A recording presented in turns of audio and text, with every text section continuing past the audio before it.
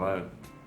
Lee Bullen, indie author, writer of X, a comedy about two heartsick friends who pursue lookalikes of their exes but stumble into a soul-stirring love affair.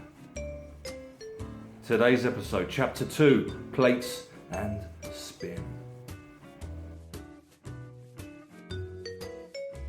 The jam-packed Club Salsa in Covent Garden was particularly sticky this late June Saturday night. The tinny rhythms, toothy grins and overpronounced dance steps were in abundance, and Nick was in his element. He wasn't a fan of the music, nor was he a keen dancer. It was the Las Chicas Latinas that tickled his fancy. There are plenty of Sophia lookalikes in salsa bars. Trumpets and a dank aroma of body heat filled the tatty club as Nick staggered around. If you remember in the last chapter, Nick was in a pub where he assaulted art gallery owner Josh in front of our female protagonist Lucy, who also has a thing for lookalikes. Alcohol soaked and clearly the worse for wear. Still on Nick. People moved out of the way as he approached, intimidated by the unsightly gash on his forehead. If you remember, a plate was thrown in the pub, which caught him on the forehead. Blood gushed in front of Lucy. I don't need to fill in all the time, I'm sure.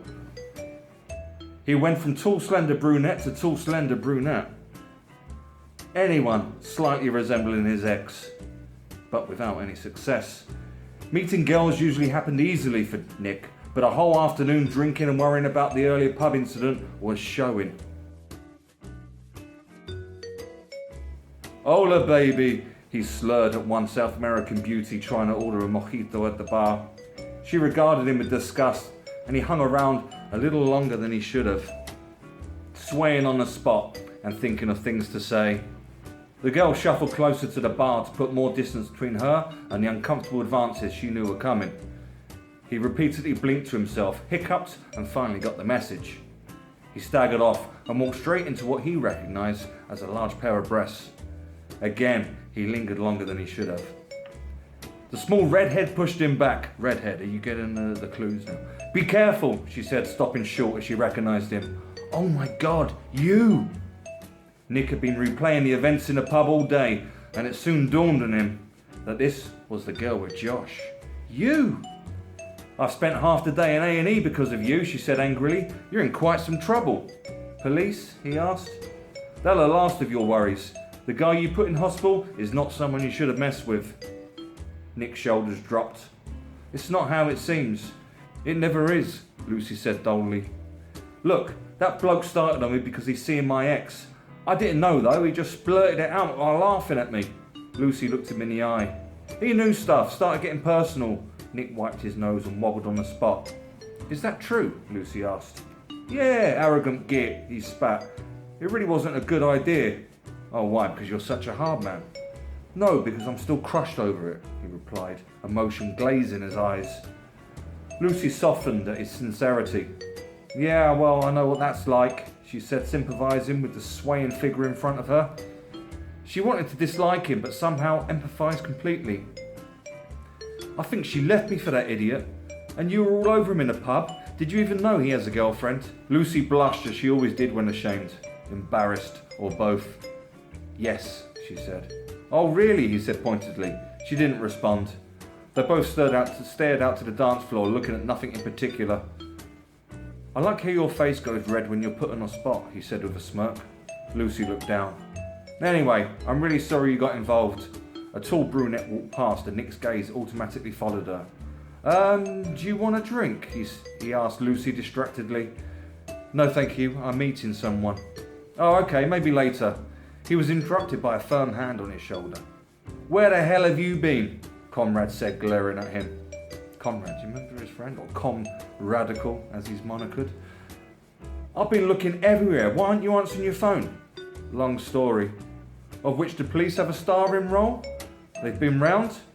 Konrad nodded and saw the gash on his head. What happened today? Drink, Nick suggested. Let's get a drink first. Konrad looked at Lucy for an introduction he soon realised wasn't coming. "Hello, I'm Konrad." "Lucy." Konrad leaned to Nick and whispered, "How drunk are you right now? You do know she looks nothing like the Italian witch, don't you?" The pair looked at Lucy, smiling uncomfortably. "I guess that's my cue," she announced as they ogled her. "Have a peaceful evening, fellas," and she marched off. "Nicholas Green," Konrad barked, turning to his alarmed friend. "Resorting to violence now. You're worse than Adolf Hitler." "Oh, stop with that. Get me a drink and I'll tell you what happened." "It's not me you need to explain to. You're in quite some bother." "Drink," Nick demanded. "All right, go get that table. I'll be back in a sec." Konrad disappeared to the bar as Nick barged past the couple making a beeline for the recently vacated table and flopped into a chair to claim ownership. He rested his arm on the rail and looked down at the lower level where a line of tables circled the heaving dance floor. Lucy was taking a seat and turned to watch the energetic dancers rhythmically shuffling across the floor. After a while, he noticed their attention was on one person, a studious man wearing a suit and glasses. Clearly no more than a couple of weeks in the salsa lessons as he lumbered alongside the naturally shimmying dancers. Her gaze followed the man wherever he moved. She must know him, he thought to himself. He's probably who she's meeting. He continued to study the man. Strange, he looks a lot like Josh. A couple walked past Lucy's table and the man broke off to say hello. He was also dark and bespectacled. As his girlfriend huffed impatiently nearby, they exchanged pleasantries, with Lucy beaming like a love-torn teenager throughout. She listened intently and went to part his hair, but he stiffened and left to join his partner. They walked off in argument and Lucy sat down to find the dancer. Nick could see her anxiously looking around, unable to locate him. Then her shoulders relaxed as she spotted him with friends at the bar. So she doesn't know him, he realised, and made his way to the lower level as Konrad arrived at the empty table holding 2 beers. "Selfish sod," he said through gritted teeth, looking around for his wayward friend. "Hello again," Nick said brightly. Jolting Lucy from a lust-filled daydream, she was far from pleased. "Enjoying your last few hours of freedom?" she said coldly. Nick smirked and invited himself to sit down. "So what is it with you and dark, specky nerds?" he asked. Lucy panicked, suddenly feeling exposed. She considered her response, but her mind was unable to find a starting point. "I don't know what you're talking about," she answered generically. He leaned in close and looked deep in her eyes. "I do what you do." "And what might that be?" she asked arrogantly, too headstrong to admit that she could be read so easily. "I hunt women of a specific appearance. I'm not a lesbian, moron." "Very funny, but you see that girl over there?" Nick said, gesturing to a pretty olive-skinned girl in her 20s. "In 5 minutes, I'm going to talk to her because I want to be with her tonight." Lucy leaned back in disgust. "Get away from me, you cretin." He wasn't deterred. He knew he had her where he wanted. "I want her because she looks exactly like my ex," he said, sitting back to regard her reaction. She remained stone-faced as panic punched her insides. However, her radiant blushing only confirmed what Nick had already deduced. "I'm going to go all out here. Are you ready?" he asked politely, knowing she was in his sights. "I'm guessing you've been with the geek in the glasses who you just said hello to, who happens to look a lot like the guy over there you can't take your eyes off, who also happens to look a lot like Josh, who I'm guessing you slept with last night." He checked her eyes for a response, but she held firm. "Who, I'm also guessing, looks a lot like an ex-boyfriend you're still very much hung up on." Lucy closed her eyes, wanting to cry. Out of anger for having her darkest secret declared in the open, and out of relief for the very same reason. "How could you possibly get all that in 5 minutes?" she asked defeatedly.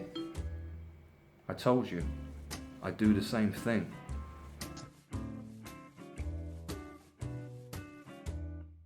The club was half empty and the dance floor near deserted as Nick, Lucy and Konrad sat at a junk table arguing in raised voices. No, I'm sorry, but these notions of eternal love and perfect partners, you're both delusional," Konrad said to the smug pair in front of him.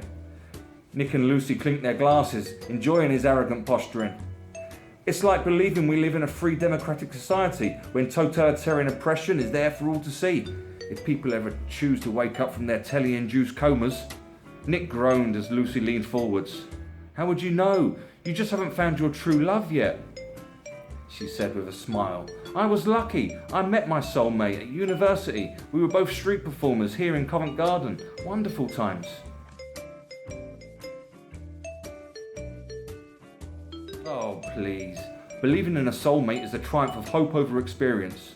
What? Have you ever had a relationship that hasn't ended, and ended badly, even with your sexy street star? What a cliche question. So sad, she replied.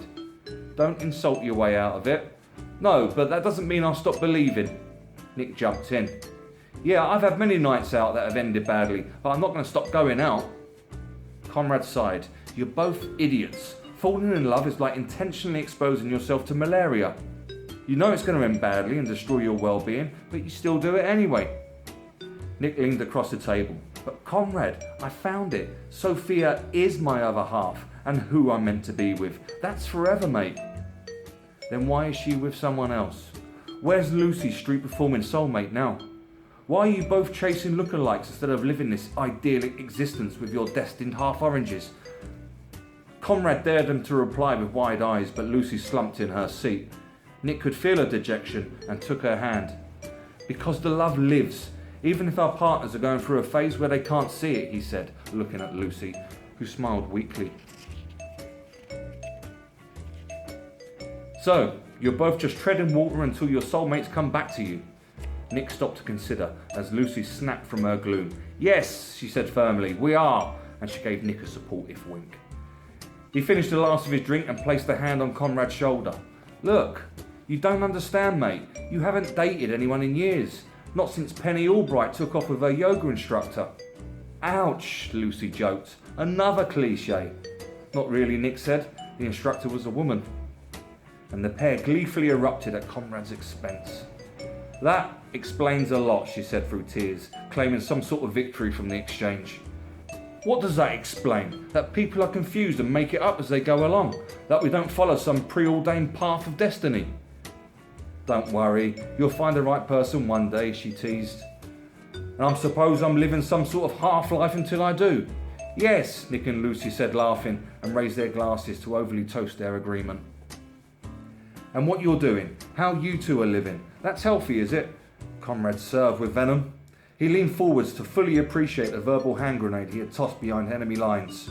The ensuing silence meant his aim had been true. Lucy was relieved to spot someone walk past their table and conveniently change the subject. Look, Nick, it's that girl you said you were going to talk to. Let's see you in action then. The pretty olive-skinned girl was leaving with a friend, and Nick didn't hesitate to jump from his chair and try for his only chance of a Sophia fix that night. The girl, initially reluctant, soon warmed to his confident charm as her friend fidgeted nearby. Hey, he's not bad, Lucy said to Konrad, admiring his advances. I'm impressed. What are you doing? Konrad asked seriously. Lucy felt his sobering energy. What do you mean? Encouraging him. What do you think you're doing? She blubbered under the sudden change of tone. I've been trying for months to get him out of this sick ritual, and last night I made real headway. Konrad's mind flashed back to the titty twist he'd administered at 4 a.m. Tweak and twist, learn from this. He ignored the ill-timed mental replay and powered on. For the first time in weeks, he actually listened to me and appeared remorseful. Remorseful, Lucy said, surprised. Konrad leaned in. He's on the edge, Lucy. He's about to lose everything, and all he's living for is pointless flings with girls who remind him of another time. He's chasing memories. You are chasing memories. The words rang true as they echoed in Lucy's mind. Emotions came flooding to the surface, but she fought them back. Konrad noticed and changed tact. Juggling, he said with a cheery tone. You said you were a street performer. Let's see you juggle. I didn't say I could juggle. Can you? Yeah. So, come on then. Oh, I don't know, she said tiredly. Here, pack of cigs, Konrad said, passing her his cigarettes. This saucer, and he slid the small dish towards her. And this glass, he added, draining the last of what was inside. Anything else? No, that's enough, the state I'm in, she said, laughing, and carefully got to her feet. She composed herself and gathered the items, smiling proudly as she found good early rhythm and elegantly circled the objects through the air. Then she noticed the dancer leaving with his friends and lost concentration. The plate slipped out of her hand. "Oops," she shrieked, spinning to see its escape from the cyclic union. Nick was too engrossed reciting a saucy D.H. Lawrence poem to the gal, nicely layered with erotic imagery, something he'd learned just for the practice of pulling, to notice the second ceramic missile of the day hurtling towards his head with deadly precision. Like a fateful smart bomb, it found its spot, just where the previous one had. Donk! As the saucer shattered on the floor, so did Nick's consciousness and chances with the girl, anxiously looking around to see where the object had come from. Konrad and Lucy rushed over as the girl sidestepped to her friend and coolly crept away. Nick, are you okay?" He groaned and looked up at his friend. "Konrad, my lovely mate, Konrad, don't leave me, Con. Apartment," he babbled as his eyes rolled in his head. Konrad smiled. "I never planned to move out, Nick, don't worry." "Give me a hug," he slurred as he tried to get to his feet. "Don't move, stay where you are," Lucy offered sympathetically. "I'll get him home," Konrad said. No, he needs to go to hospital. This is the second time he's been concussed today." "But I've got to be up early for a demonstration," Konrad moaned. Lucy glared at him. "All right," he conceded. "Suppose I should come too." "No, don't worry, no point us both going." "Don't be silly," he protested weakly. "Konrad, this was my fault, and besides, I'm getting quite used to this today." "If you're sure then," and he promptly stood up and strode towards the exit. "Oi!" Lucy shouted after him. "What? Help me get him in a taxi?" "Oh yeah." And that concludes chapter 2. I hope you're going to join me again for chapter 3 in this fantastic video series, X. As stated previously, I designed that cover. I know, it's extraordinary. The book Blurb. Nick and Lucy forged an unlikely alliance after they discover their lust for dead ringers of lost loves and help each other meet eligible suitors on London's dating scene. Trouble looms when friends and siblings grow concerned at their obsession for chasing memories, and with problems mounted around their intensifying relationship, they soon find their journey takes a heart-stopping turn. Nick's best friend, Konrad, is nursing an aching heart of his own, but befriends beleaguered celebrity Corsica Coleman following a fateful encounter that would shape their very future. Together, they launch a series of high-profile events that will halt plans to develop an area of London heathland, derail a tyrannical tycoon, and alter everyone's lives beyond imagination. X, a righteous comedy about love, friendship, and obsession. Lee Bullen. It's me. Indie author, the best-selling author, the Amazon best-selling author of Beset, X, and numerous comedies and novelettes. He previously worked as an illustrator and screenwriter, but now solely devotes his time to crafting natty novels. His personal interests include squirrel romancing, ferret fondling, and stringing a guitar. His more intelligible writings are available in paperback and ebook at Amazon. Subscribe, like the video, leave a message, follow me. There's a lot you could learn. And I'm very, very authentic.